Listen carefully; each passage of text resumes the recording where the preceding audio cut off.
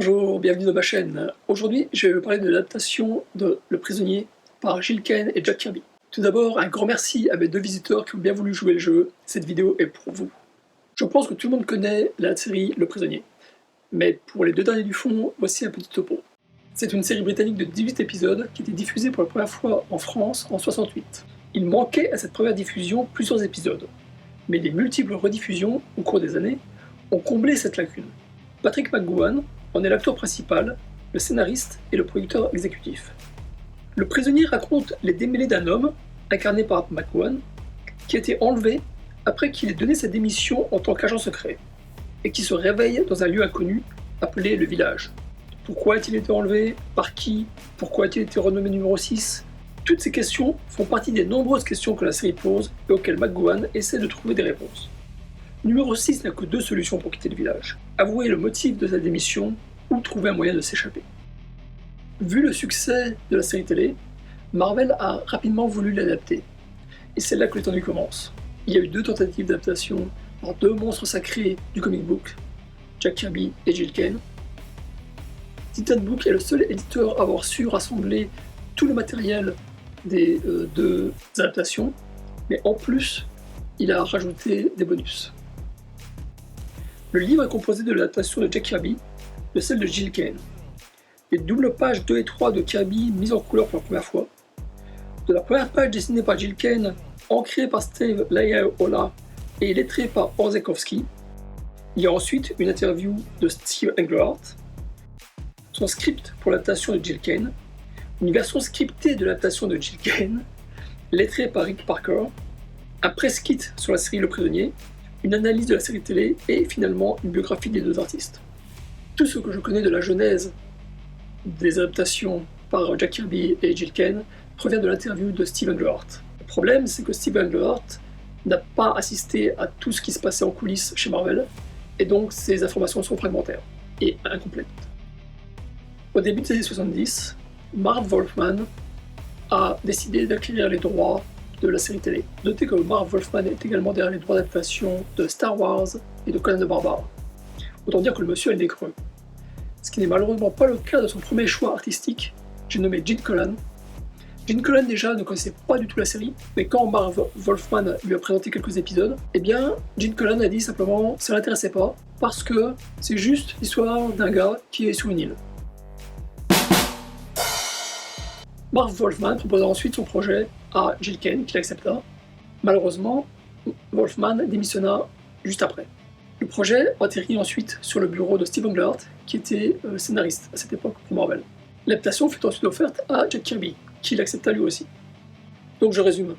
Jill Kane et Jack Kirby travaillent en même temps sur l'adaptation du premier épisode de la série télé en tant que premier épisode d'une série de comics. Je présume que les deux ne savaient pas qu'ils travaillaient en même temps sur le même projet. Wolfman n'étant plus à la tête du projet, c'est Steve Englehart qui prend sa relève, si on peut dire, et qui écrit le script donc, du premier épisode dessiné par Jill Kane. Il écrit le premier script en une nuit. C'est à l'heure actuelle le seul script qui a été fait, parce que lui aussi donc, a démissionné juste après avoir écrit ce script. Décidément, c'est une espèce de malédiction.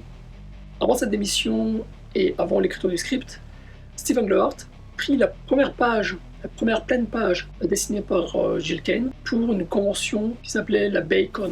Il prit donc cette première page crayonnée, il fit refaire la voiture afin qu'elle ressemble plus à la voiture utilisée par le héros dans la série télé, et il la fit ancrer par Steve Layaola, qui en fait se propose ses services gracieusement, c'est pas ce que j'ai compris, et il proposa à Tom Orzechowski de la lettrer. Et si ce nom de Tom Orzechowski vous dit quelque chose, c'est tout simplement parce que c'est le lettreur en chef de la série des X-Men quand c'était John Byrne, Chris Claremont, Terry Austin qui étaient à leur tête. Et donc Steve Englehart se servit de cette première page pour faire la promotion de la série, qui devait voir le jour d'un mois à l'autre. En tout cas, c'est ce qu'il croyait, c'est ce qu'il pensait. Et même après qu'il ait quitté le navire, il pensait toujours que cette série allait exister, et malheureusement ça n'a pas été le cas. Elle est tombée dans une espèce de trou noir. À l'heure actuelle, donc, il y a uniquement la première page de Jill Kane qui est ancrée et lettrée, et il y a les 5 premières pages de Jack Kirby qui sont ancrées et lettrées. Alors, le prisonnier par Jack Kirby et Gil Kane, avec un script de Jack Kirby pour la BD de Jack Kirby, de Steve Englehart pour Gil Kane. Notez que s'il est beaucoup plus grand qu'un comics de taille normale, il est plus large qu'un artiste édition, mais il est également beaucoup plus mince. Les artistes éditions font entre 150 et 200 pages, celui-ci en fait à peine 80. Notez que la couverture est faite avec les illustrations de Jack Kirby, par contre le dos est fait avec l'illustration de Gil Kane et une autre de Jack Kirby. Donc il y a vraiment une mise en avant du travail de Jack Kirby. J'adore en plus les couleurs qui ont été utilisées, enfin, je trouve ça vraiment très bien fait. Regardons maintenant ce qu'il y a à l'intérieur. Un avant-propos de Mike Royer, qui a ancré des dizaines de pages de Jack Kirby. Là, en fait, tout ce qu'il dit, c'est qu'il a rencontré McGowan une fois, et qu'il lui a donné le dessin ici, et que c'est la première fois, en fait, que McGowan conserve un dessin qui a été fait par un fan. Donc, Mike Royer était très fier de ça. Ici, on a les pages 2 et 3, donc une double page, qui a été mise en couleur par Mike Allred. Il n'explique pas pour quelle raison ou à quelle occasion cette double page a été mise en couleur. Ici, on a la première pleine page de Gil Kane. Ensuite, on a l'interview de Steve Englehart, dont j'ai tiré les informations dont je vous fais part dans cette vidéo. Ici, donc, on a la version scriptée de la version de Gil Kane, scriptée par Steve Englehart. Mais c'est une version scriptée qui n'a... donc le script en lui-même est officiel, mais ça n'a jamais été lettré de façon officielle. Le lettrage a été fait par Rick Parker, je pense, pour l'occasion de cette édition. Je regrette vraiment qu'il l'ait fait de façon si petite. C'était tellement mieux d'avoir une pleine page, le script, une pleine page, le script, au lieu d'avoir ces toutes petites reproductions. Ici, on a le press kit de ITC. Donc c'est une espèce de bible qui explique qui est le prisonnier, qu'est-ce que le village, Patrick McGowan, etc., etc. Bon, ça c'est vraiment pour les fans de la série télé. Là, il y a un making-of, c'est une interview de Patrick McGowan. En fait, c'est tiré donc du The Observer. Et puis on termine avec la biographie de Jack Kirby et de Gil Kane. Be seeing you, c'est ce que disent les gens dans le village. Et voilà, c'est fini. Mais non, maintenant on va voir en détail le travail de Jack Kirby et de Gil Kane. Donc comme vous pouvez le constater, Jack Kirby commence, Patrick McGowan est directement dans le village. Et oui, ça c'est Patrick McGowan. Vous pouvez voir que, suivant les dessins, suivant les cases, la ressemblance est flagrante ou elle s'estompe complètement. Ça fait assez bizarre d'ailleurs. Ici, pour moi, c'est un dessin qui est typiquement Jack Kirby, mais en même temps, ça n'a rien à voir, ou très vaguement à voir avec le prisonnier. C'est tellement stylisé. Ici, regardez bien l'apparence physique de la serveuse. Donc il rencontre une serveuse, pendant qu'il essaie d'avoir des réponses de la serveuse, qui fait tout son possible pour ne pas lui répondre d'ailleurs, eh bien il se souvient de ce qui s'est passé. Donc c'est comme ça que Jack Kirby commence son histoire, et nous arrivons à la 6e page, et donc c'est la dernière case qui est ancrée. Et donc, vous pouvez voir, page de 1 à 4, nous sommes dans le village, 4 à 5, 6, nous sommes dans le passé, puis 7, nous revenons dans le village, on rencontre d'autres personnes, une chauffeuse de taxi, il a un appel téléphonique qui lui fait rencontrer le numéro 2, le nouveau numéro 2. Ici, on a un dessin typiquement, une fois de plus, deux dessins typiquement Jack Kirby-esque, avec des machines science-fictionnesques. Là aussi, toujours dans le fond des espèces d'appareils de science-fiction. Ça fait très le Shield de Nick Fury. Ici, on a un monsieur qui fait le serveur. Et donc ici, le numéro 2 essaie de convaincre le numéro 6 qu'il doit lui dire pourquoi il a choisi de démissionner. Numéro 6, McGowan refuse, bien évidemment. Et numéro 2 lui fait faire une balade en hélicoptère. Et ça se termine comme ça. Donc maintenant, McGowan est sûr et certain, il faut qu'il s'enfuit. Une fin un petit peu anticlimatique. Et très bizarre de la part de Jack Kirby, je dirais. Bon, là, on commence maintenant avec Gil Kane. Gil Kane est dans sa voiture. McGowan est dans sa voiture. McGowan va sur son lieu de travail. Il donne sa démission. Il n'est pas content. Il rentre chez lui. Il sent du gaz. Il s'endort. Mon Dieu, que m'arrive-t-il? Je suis chez moi. Ah bah non, je suis pas chez moi.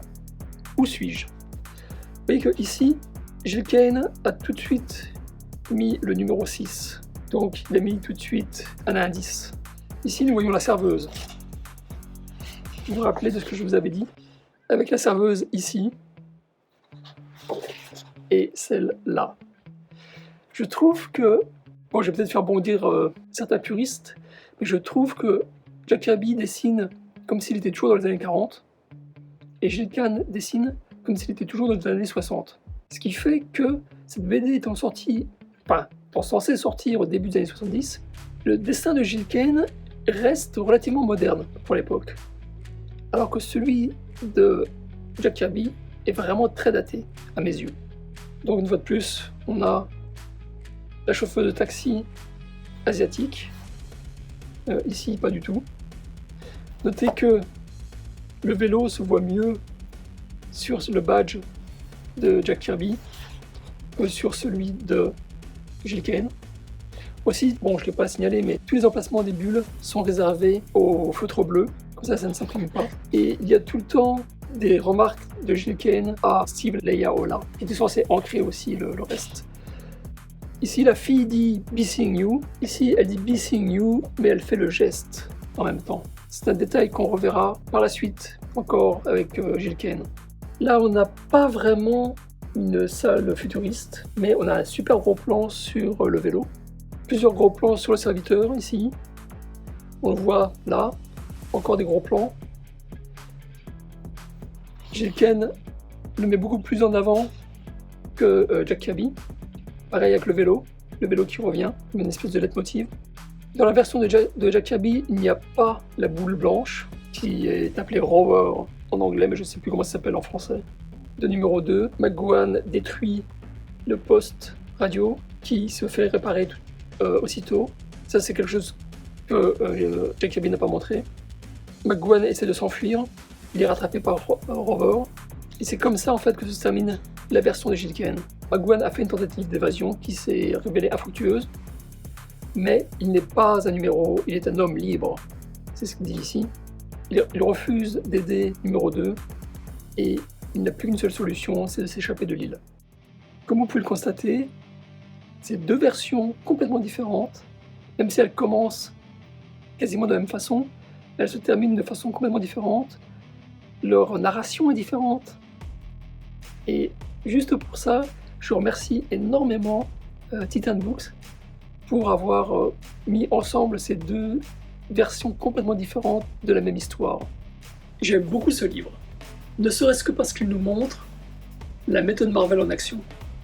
Donc on a deux artistes, en pleine possession de leurs moyens, au sommet de leur art, qui chacun ont une vision différente de comment raconter une histoire, de quels sont les points les plus importants à mettre en avant dans une histoire, visuellement. Et enfin, je trouve ça absolument génial, de ce point de vue-là. Gil Kane adapte quasiment plan par plan le premier épisode de la série télé. Il a une approche qui est très linéaire, en fait. Il commence au début de l'épisode, il va jusqu'à la fin. Jack Kirby, par contre, lui, a une approche beaucoup plus, je qualifierais plus comic books. Il saute du présent dans le passé. Il commence l'épisode directement, McGowan est déjà dans le village. Puis il explique ce qui s'est passé. Il a une démarche qui est de distraire le lecteur. Que pensez-vous de cet album? Est-ce que vous êtes un fan de la série télé? J'avoue que pendant très longtemps, je n'ai connu de la série télé que le fameux « Je ne suis pas un numéro, je suis un homme libre ». Je ne suis pas un numéro, je suis un homme libre. Il le fait mieux, quoi. Et en plus, quand j'ai revu la série télé, c'était des années plus tard, je l'ai vu en couleur. Et alors que la première fois, j'avais vu en noir et blanc. Ou les premières fois, j'avais vu en noir et blanc. Donc ça m'a fait très bizarre. Mais c'est peut-être aussi parce que, bon, à l'époque, mes parents avaient un vieux poste noir et blanc. Donc dites-moi ce que vous pensez de la série télé, de la série qui aurait dû voir le jour en tant que comics. Et comme toujours, merci de me laisser un pouce bleu, de partager la vidéo, de vous abonner. Retrouvez-moi sur les réseaux sociaux pour parler de l'actualité des grands formats. Lisez plein d'adaptations en comics, et je vous dis à très bientôt. Ciao ciao.